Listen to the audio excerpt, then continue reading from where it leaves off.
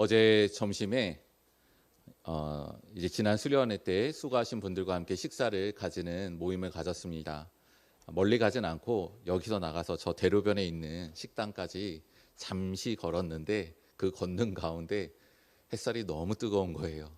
그래서 그 시간들을 지나서 이제 건물 안으로 들어갔는데도 햇볕을 가득히 받은 등판이 계속해서 후끈후끈 거리는 것을 느꼈습니다. 소위 표현하는 누가 뒤에다가 다리미로 이렇게 계속 대는 것처럼 너무나도 뜨거운 열기를 가득히 느끼게 됐습니다. 물론 뜨거운 여름이 아직 다 지나가진 않았지만 그래도 조금 습기는 덜해진 것 같다. 이제는 숨은 조금 쉴만하다라고는 느껴지는 것 같습니다. 그늘에 가면은 그래도 뭔가 기온이 조금 더 내려가는 것 같고, 예전에는 숨이 컥컥 막혔다라고 한다면은 지금은 그래도 호흡하기는 괜찮다 여기는 부분들이 있습니다. 그리고 이제 다음 주는 말복이 있죠. 이제 아무래도 우리가 그러한 시기를 지나게 되면 이제는 뭔가 선선해지고 나아지겠다라는 생각들을 좀 가지게 됩니다. 그렇게 생각하다 보니까 아직은 뜨거운 여름 가운데 있지만 이 여름이 지났을 때 과연 어떠한 것이 내게 남을까라는 것들도 다시 한번 생각해 봅니다. 우리가 한여름의 신앙이라는 제목으로 여러 가지 내용을 다루고 오늘 아마 이 주제로 마지막으로 다루게 될 텐데, 말씀드렸던 것처럼 우리들이 지나간 시간 가운데 다시 돌아보게 될 때 뜨거웠던 여름보다 더 뜨거웠던 열정으로 무언가를 남기게 된 올해의 여름이 되시기를 주님의 이름으로 축원드립니다. 그래서 한여름의 신앙이라는 제목으로 계속해서 이제 5주간 말씀을 나누었습니다. 이열치열, 지는 것이 이기는 것입니다. 수분 섭취, 그리고 휴식, 그리고 오늘은 일기예보입니다. 우리가 일기예보를 보는 목적은 뚜렷합니다. 내일의 날씨가 궁금하기 때문이에요. 과연 어떠한 날씨인가 미리 알고 준비하기 위함 때문입니다. 근데 다행히 요즘은 일기예보의 적중률이 좀 좋아졌어요. 확실히 그렇게 느낍니다. 시간까지도 거의 맞추는 것 같아요. 근데 제가 초등학교 다닐 때, 중학교 다닐 때만 해도 거의 50% 체감상 70% 정도 된 것 같긴 한데 맨날 안 맞는 것 같아가지고, 그러다 보니까 제게 습관이 하나 생겼었습니다. 이제 제가 어렸을 때 살던 집에서 뒷베란다를 통해서 하늘을 보면은 서쪽 하늘이 보이거든요. 그러면은 그 서쪽 하늘의 모습을 보고 예측을 나름대로 합니다.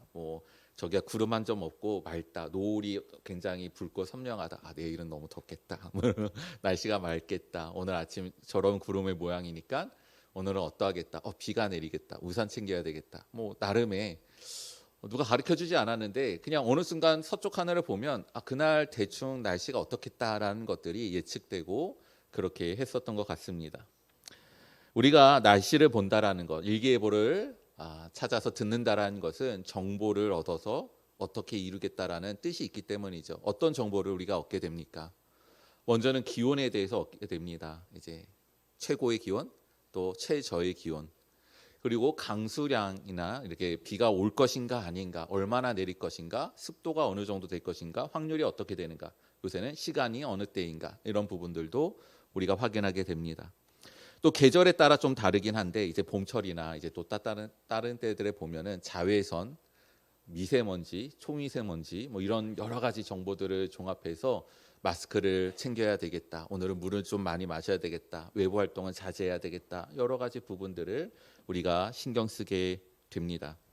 일기예보라는 것은 우리가 단순히 듣고 아는 것이 아니라 그래서 어떻게 해야 되겠다라는 그러한 준비에 이르기까지 도움을 얻고자 하는 것들이죠. 우리가 오늘 말씀 가운데 일기예보라는 제목으로 말씀을 나눕니다. 그리고 우리는 어떠한 준비를 해야 되며 거기에 어떻게 우리는 대응하며 또 삶을 살아야 될 것인가 라는 것들을 우리가 신앙 가운데 보기를 원합니다. 그래서 오늘 다윗에 대한 말씀을 통하여서 신앙 가운데 우리가 준비해야 될 것, 내 마음 가운데, 내 삶 가운데 살펴야 될 것, 그래서 어떻게 이루어 가야 되는가, 우리가 그런 은혜를 함께 나누는 시간이 되시기를 바랍니다. 오늘 우리가 다윗에 대한 이야기를 읽었습니다. 원래는 본문이 사무엘상 25장 전체라고 할 만큼 한 사건으로 쭉 이어지는 긴 내용입니다. 그런데 시간상 다 읽을 수는 없고 그중에 오늘 말씀에 좀 깊게 살펴봐야 될 한 부분을 읽게 되었습니다. 그래서 전체적인 내용을 살펴보면은 다윗에 대한 전반적인 내용들이 있습니다.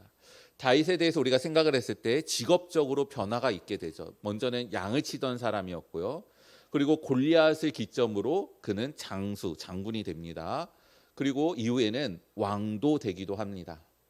그리고 그가 살고 있는 거처하는 곳들을 또 생각을 해보면 뭐 집 혹은 초장에서 삶을 살다가 그러다가 이제 또 다른 집 궁궐 근처 나중에는 궁궐로 들어가고 또 때론 쫓기어서 광야로도 들어가서 삶을 살았던 순간들을 우리가 보게 됩니다. 특별히 오늘 말씀도 광야에 대한 부분이 있습니다. 그리고 첫 번째 광야로 갔었던 사울 왕에게 쫓김으로 말미암아 목숨을 부지하기 위해서 숨어들었던 그때의 시기를 기록을 하고 있습니다. 그리고 특별히 오늘은 바란 광야로 그가 내려갔다라고 되어 있죠. 이 바란 광야는 시내 반도에 있어서 이제 남동쪽에 위치한 곳입니다.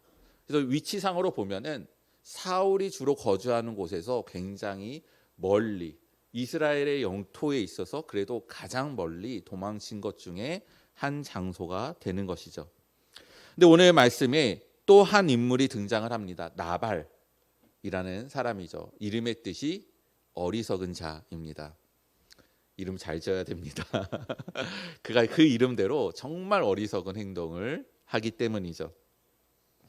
오늘 말씀에 읽지 않았지만 배경에 되는 앞선 구절을 보게 되면 그는 심히 부자였다라고 되어 있습니다. 그 규모가 양이 3,000마리, 염소가 1,000마리입니다. 매우 많은 것이죠. 그리고 오늘 말씀에 특별한 상황이 있습니다. 양털을 깎는 시기였다라고 되어 있습니다. 이 양털을 깎는다는 것은 우리로 치면은 수확을 거두는 시기입니다. 그래서 이때는 많은 일꾼들도 동원이 되고요. 그렇죠? 양의 3,000마리의 털을 깎으려면 도대체 어느 정도의 사람이 있어야 되겠습니까? 그러니까 그 사람들을 먹여야 되고요. 수확물도 있으니까 기쁨도 있고요. 그래서 잔치도 벌이기 위해서 음식도 많이 준비를 합니다. 그래서 이때는 특히 고아와 객, 나그네에게도 양식을 베풀어 주기가 충분한 때입니다. 이 소식을 듣자 다윗이 사람을 보내서 나그네에게도 양식을 주는데 우리에게도 주지 않을까라고 해서 사람을 보냅니다. 근데 사람을 보내는데 두 가지를 더해서 이야기를 해요. 하나는 내 이름으로 문안하라. 그렇죠?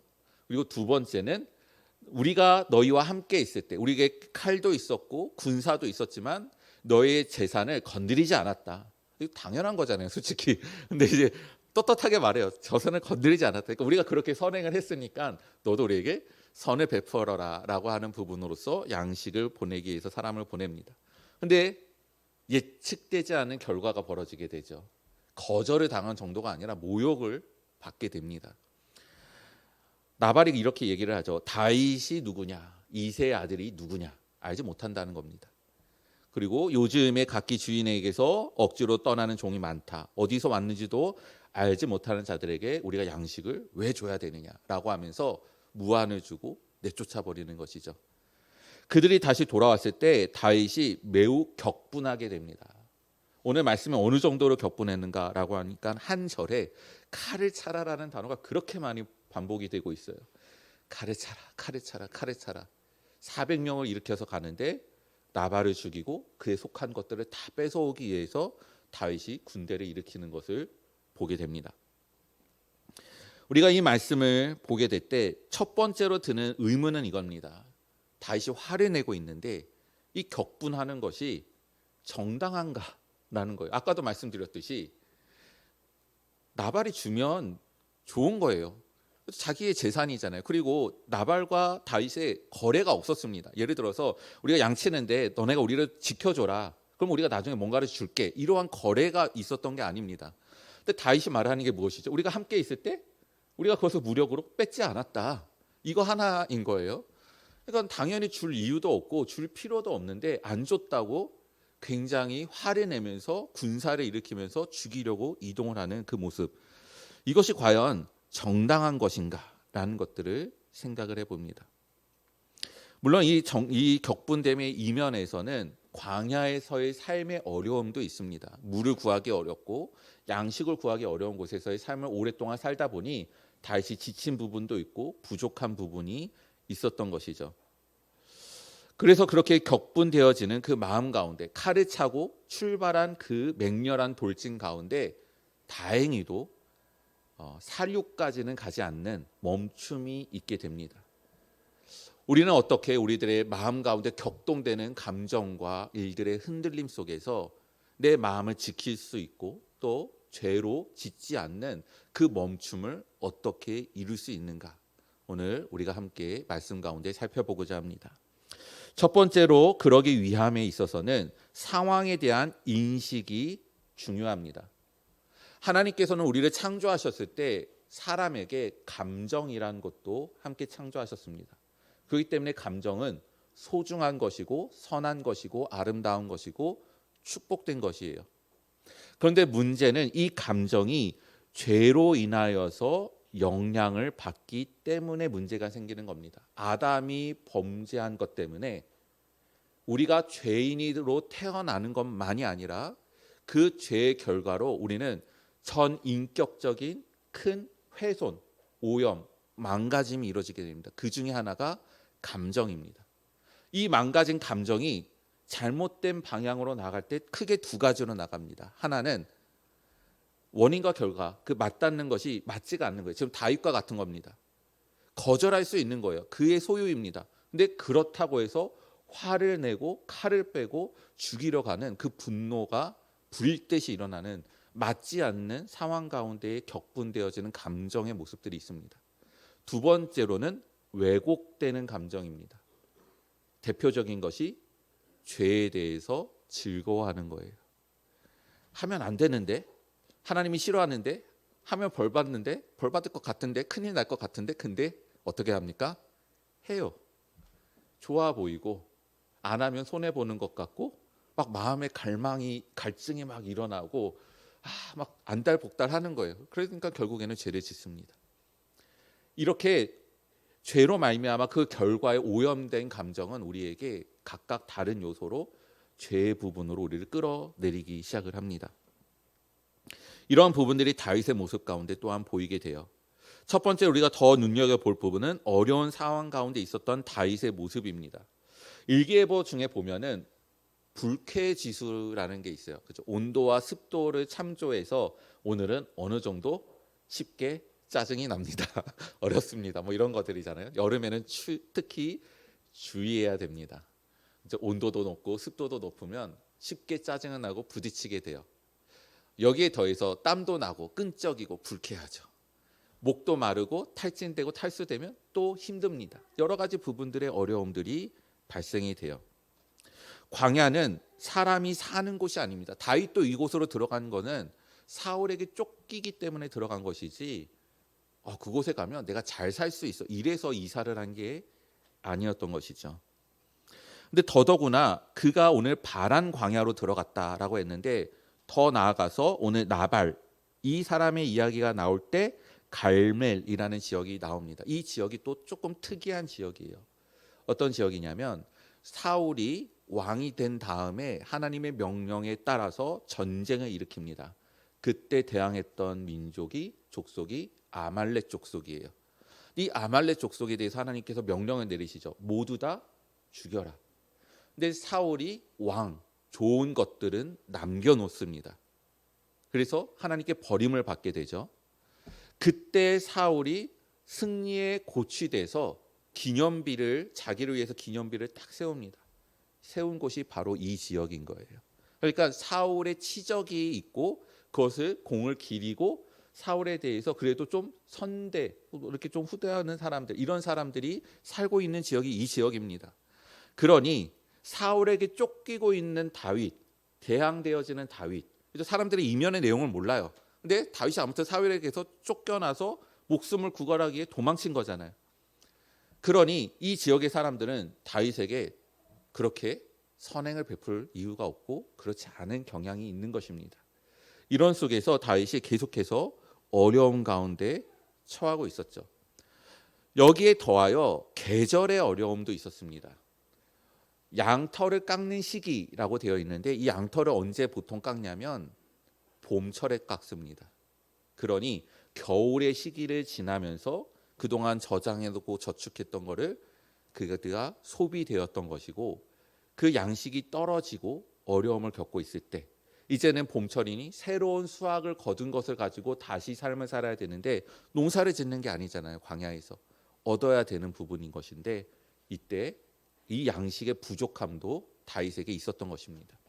그러니 점점 안 좋아지는 상황, 호전적이지 않는 주변의 부분, 바로 앞장에서는 어떤 일이 있습니까? 사울이 다윗에게 매우 근접했던 일이 있습니다. 그런데 다윗이 살려주고 보내준 것이죠. 이렇게 쫓기는 상황까지 더해지니 다윗이 매우 어려운 큰 위기 가운데 계속해서 처해 있었습니다. 근데 이것만이 그의 문제점이 아닙니다. 두 번째 문제가 더 큰 것인데 그것은 무엇이냐면 다윗의 자존심에 관련된 부분입니다. 다윗이 호기롭게 이야기를 해요. 가서 내 이름으로 그렇게 문안을 해라. 자기 이름이 뭔데요? 뛰어난 이름이죠. 명성의 이름입니다. 사울이 죽인 자는 천천히요, 다윗이 죽인 자는 만만히로다. 그는 그만큼 뛰어나고 명성이 있던 사람이었어요. 근데 지금은 어떤 사람이죠? 도망자입니다. 도망자. 그것도 누구에게 도망치고 있습니까? 그 나라의 제1순위 왕에게로부터 도망치고 있는 사람이에요. 그러면 다윗이 그거에 적응을 해야 되는데 어떻게 되는 거예요? 여전히 나는 만만, 사람들이 막 죽인, 사람들이 막 추앙하고 이렇게 높이고 명성을 줬던 그때의 영광 가운데 취해서 살고 있는 겁니다. 아직까지도. 그러니 내 이름으로 문안해라. 감히 그 다윗이 내게 도움을 구하다니, 내가 도움을 베풀어야 되겠다. 그가 그린 그림은 이런 예측이었을 겁니다. 근데 완전히 다른 모습으로 이루어지게 되죠. 왜 이런 일들이 이루어지고 있는가? 다윗이 상황과 자기 자신에 대해서 분리를 시키고 있지 않기 때문입니다. 그래서 그가 흔들리고 죄로 나아가고 있었기 때문이죠.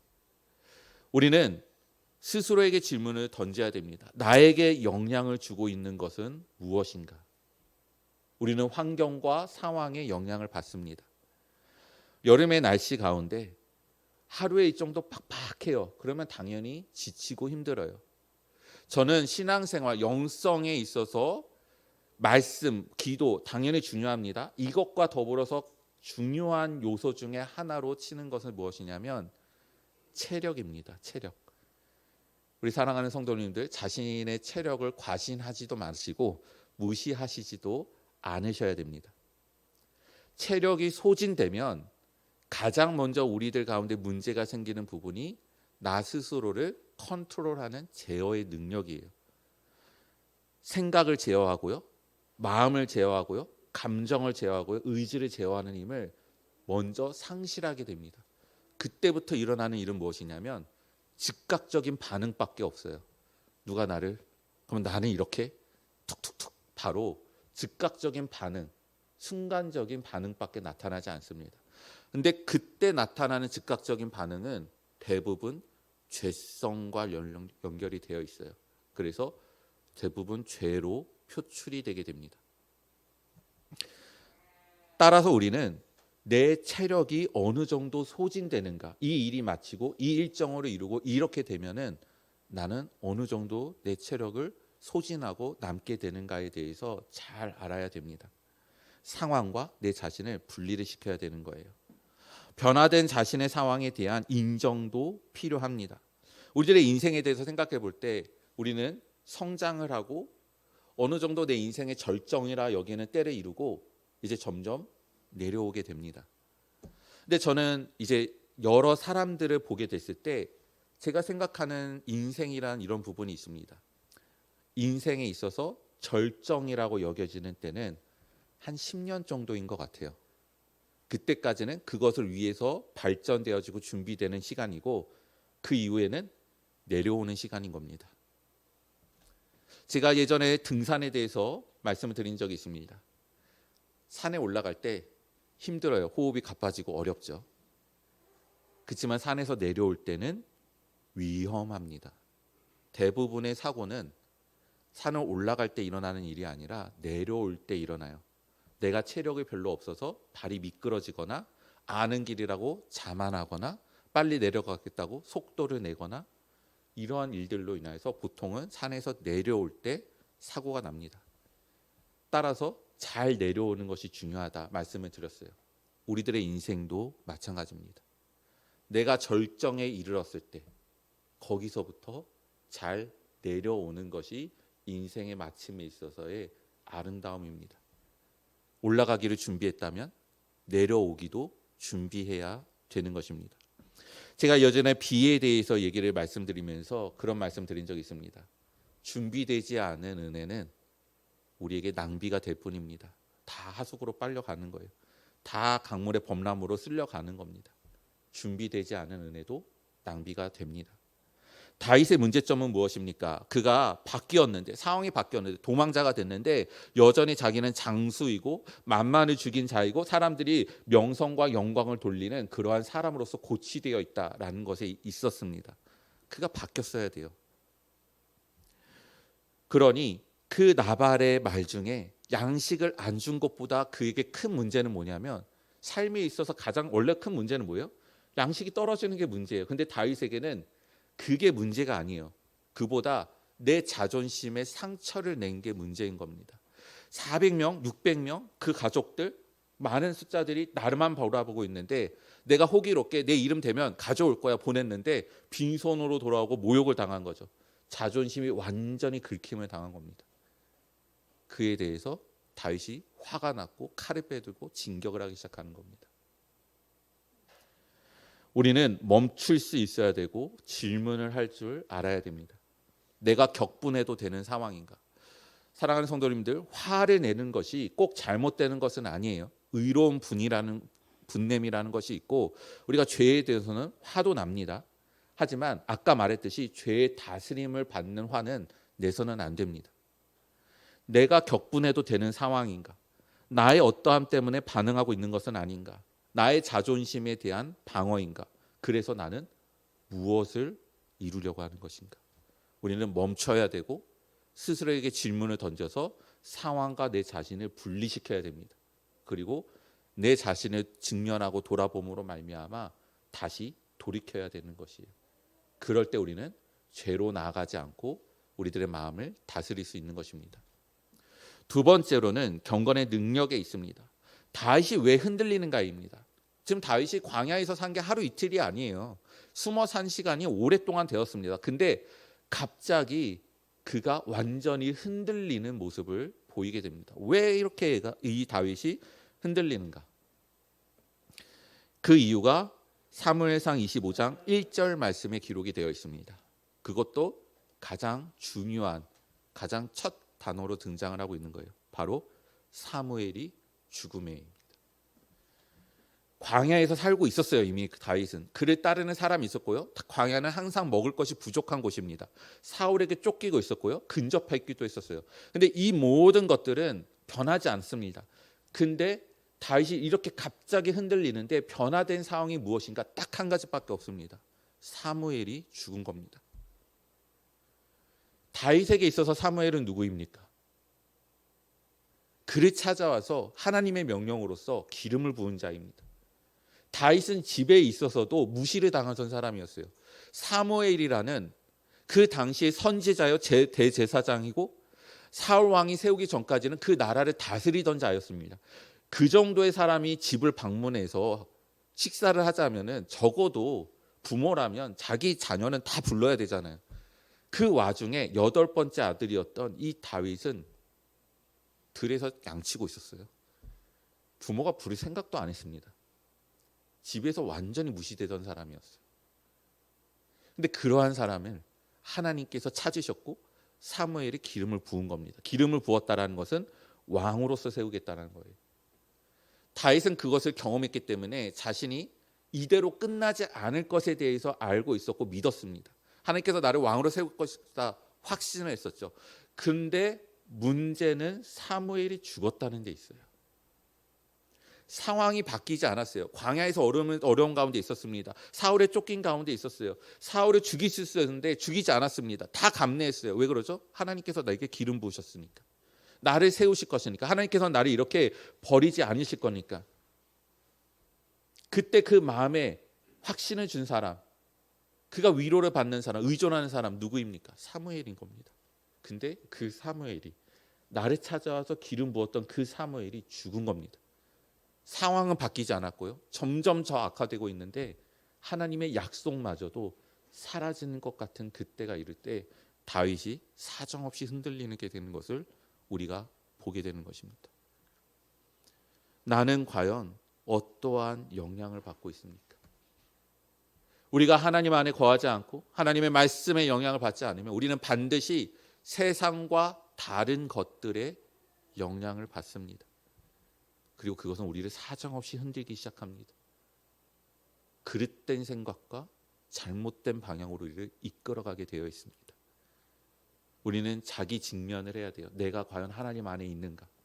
내가 하나님의 말씀 가운데 공급받고 있는가? 내가 하나님의 은혜 가운데 내가 수여되고 있는 것인가? 그렇지 않으면 하나님의 은혜를 쫓아 나가야 되는 것입니다.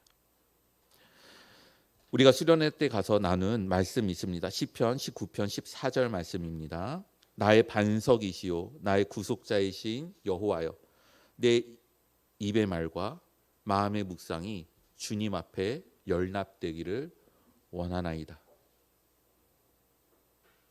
나의 반석이시고 나의 구속자이신 믿음의 고백이 선행되는 것입니다. 그 가운데 내게 언약을 맺으시고 지키시고 완성하실 하나님의 이름 여호와를 부르게 되는 거예요. 그리고 그때 비로소 내 말에, 내 입의 말과 내 마음의 묵상이 하나님께 연락되기를 바라는 소원과 애씀과 순종이 일어나게 되는 것입니다. 그것이 우리들의 신앙의 부분입니다.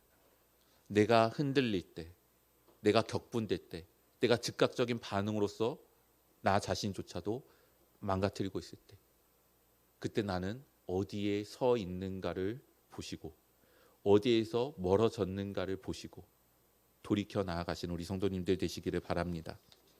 세 번째로 하나님의 은혜라는 부분이 있습니다. 이 은혜가 없이는 다시 멈추지 않았습니다. 근데 이 은혜는 어떻게 나타납니까? 한 사람으로 나타나요. 아비가일이라는 여인입니다. 이 여인이 다윗을 찾아감으로 말미암아 그의 돌진하던 것이 멈추게 됩니다. 이 여인이 누구냐면 나발의 아내예요. 들었습니다. 남편이 다윗에게 어떻게 모욕감을 줬는지를 들었어요. 큰일 났구나 생각이 든 거죠. 먹을 것을 급히 준비해서 챙겨서 다윗을 향해서 나아갔습니다. 멀리서 그가 보이니까 말에서 내려와서 땅에 바짝 엎드립니다. 내 주여, 그를 맞이합니다. 자기 남편에 대해서 이야기를 해요. 그는 나발이라 어리석은 자다. 정말 그 이름 그대로다. 막 이렇게 얘기를 해요. 다윗이 풀리지가 않아요. 자존심에 문제가 생긴 거잖아요.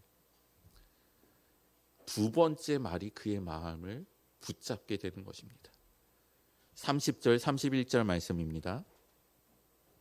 여호와께서 내 주에 대하여 하신 말씀대로 모든 선을 내 주에게 행하사 내 주를 이스라엘의 지도자로 세우실 때에 내 주께서 무죄한 피를 흘리셨다든지 내 주께서 친히 보복하셨다든지 함으로 말미암아 슬퍼하실 것도 없고 내 주의 마음에 걸리는 것도 없으시리니 다만 여호와께서 내 주를 후대하실 때 원하건대 내 주의 여종을 생각하소서 하니라.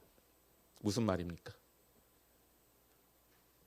하나님이 다윗을 반드시 세울 거랍니다.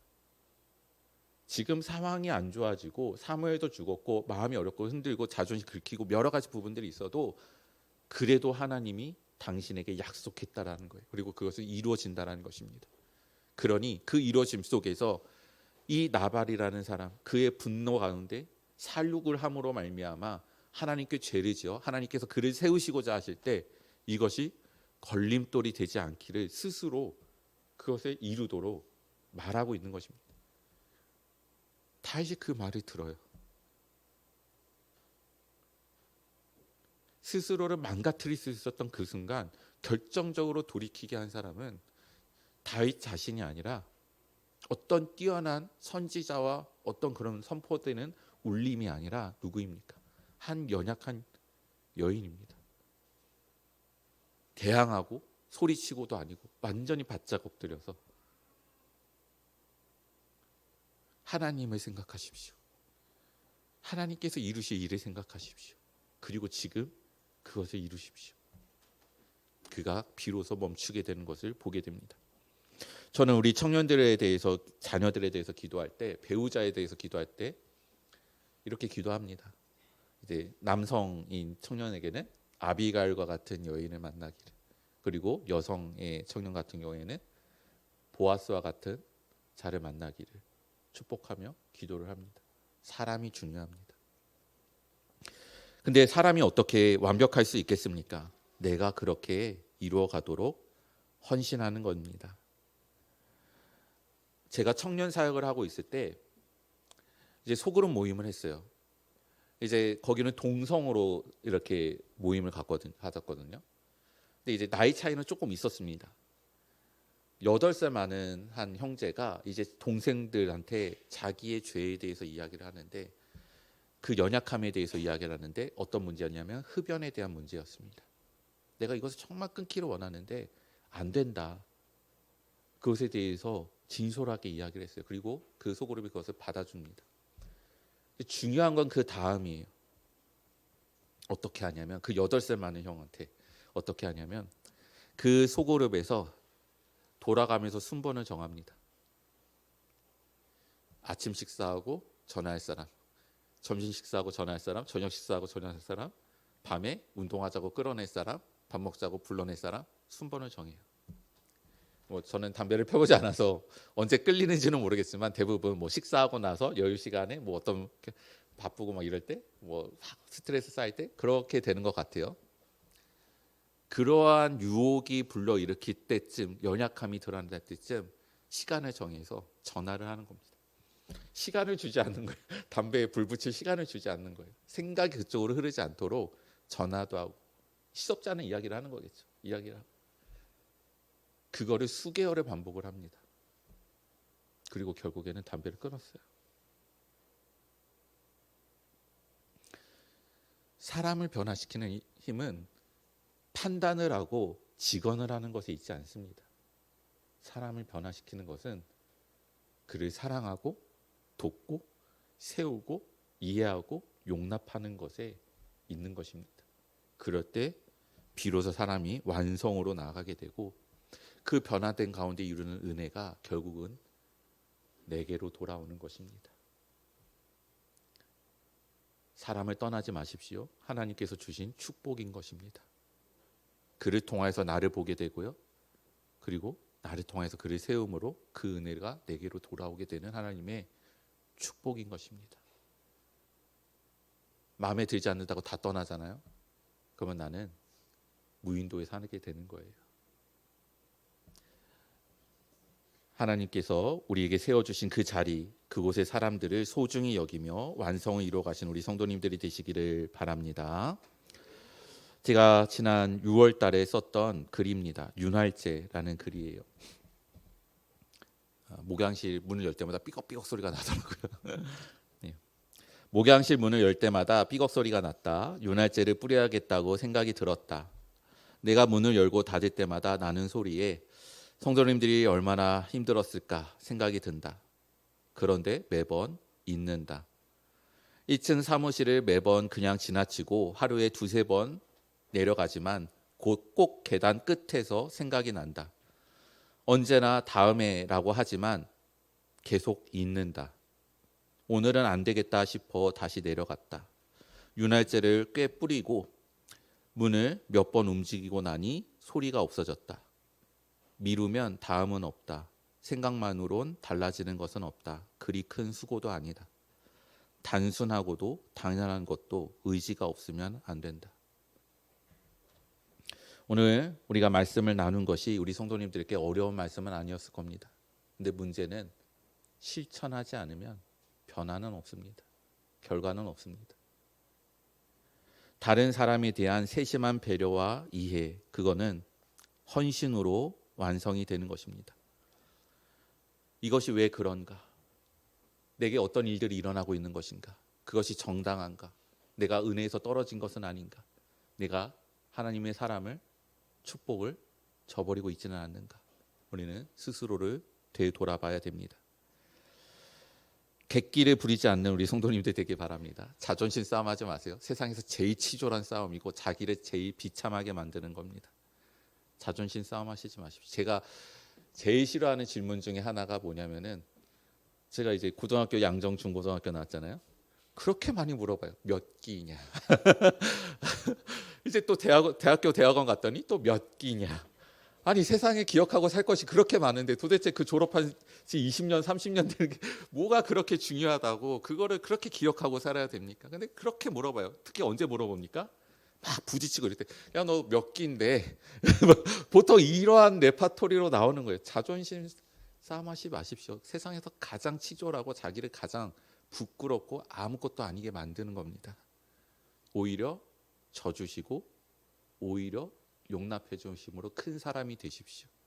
그러면 하나님께서 우리를 세워주실 것입니다.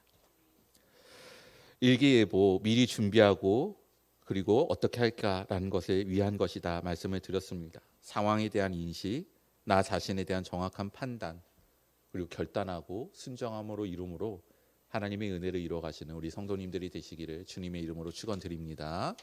기도하겠습니다.